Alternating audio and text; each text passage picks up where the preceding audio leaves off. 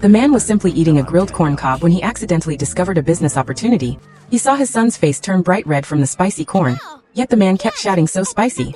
But so delicious. The man looked around and noticed people in the park loved drizzling hot sauce on their food. Suddenly it hit him, what if potato chips were made with the spicy chili flavor? They could become a global hit. He bought various chili peppers and began experimenting. His first batch of hot sauce was so strong it made his whole family stick out their tongues in agony. At the time, most factories used test tubes and pipettes to blend chili extracts, but Richard believed only real earth-grown ingredients could create the most authentic flavor. His family tasted every chili pepper available in the market, even borrowing a hamster wheel to mix the sauce evenly. Richard was no ordinary man. He was an undocumented Mexican immigrant. For his family's sake, he left behind a life of crime and became a janitor at the Frito Lay factory. As competition among snack manufacturers intensified, Frito Lay's market share kept shrinking. To cut unnecessary costs, corporate executives decided to shut down some factories, with low-level workers being the first casualties. Roger, the company's CEO, couldn't bear to see his workers displaced. He filmed an inspirational video saying factories worldwide are facing challenges, but every challenge holds an opportunity. Each of you could be the key to our success, so I want you all to think like a CEO. While everyone else mocked it as brainwashing propaganda, Richard saw an opportunity. After developing his spicy chips, he approached his supervisor, only to be ridiculed. A toilet cleaner dreaming big.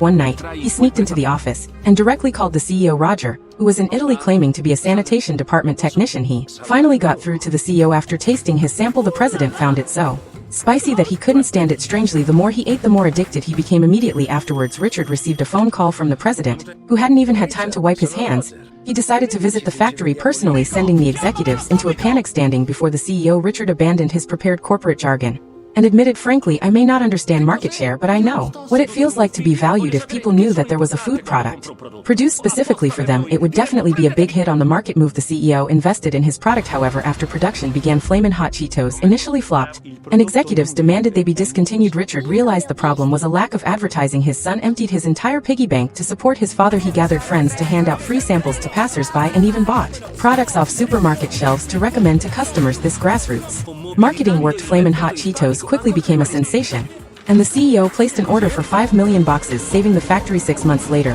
while Richard still thought he was just a janitor, the CEO promoted him to marketing director. The entire factory applauded for him. Then Richard sat in his new office, barely able to believe it. This underestimated Mexican janitor ultimately became a Frito Lay executive. His creation, Flamin' Hot Cheetos, is now a multi-billion-dollar global brand.